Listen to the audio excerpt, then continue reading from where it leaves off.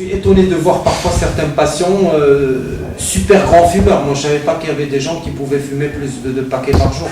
Et pour moi, le maximum, c'est 2 paquets, mais j'en ai rencontré quelques-uns qui fument plus de 4, ou autour de 4. C'est énorme. Un patient qui a une très mauvaise hygiène, c'est pas bon, et pour les implants et pour ses dents naturelles. Et dans ce cas, on peut le motiver, ça. On sent qu'on a vraiment beaucoup plus de pouvoir, mais parce qu'il suffit de leur montrer, de les motiver, de les recontrôler. Mais quand c'est quelqu'un qui fume beaucoup, il n'est plus candidat à l'implantologie.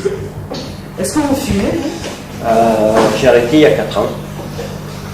Alors, ce qu'il faudrait savoir, c'est que chez les grands fumeurs, c'est très très difficile au niveau des suites, au niveau de la cicatrisation et osseuse et gingivale et tout ce qui va avec l'hygiène.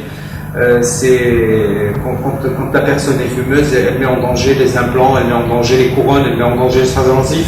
Ça peut aller jusqu'à la nécrose.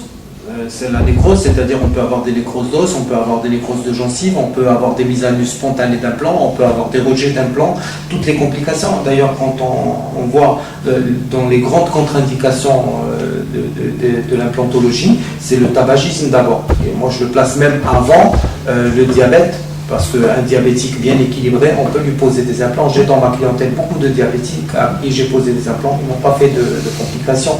Alors que quelqu'un qui fume plus de 2 paquets par jour, je pense que si je reçois un patient demain et qui me dit je fume plus de 2 paquets par jour et il est honnête avec moi, je lui dirai non, je ne vous ferai pas des implants, il vaut mieux faire un appareillage amovible ou quelque chose comme ça. Arrêtez d'abord et après on verra.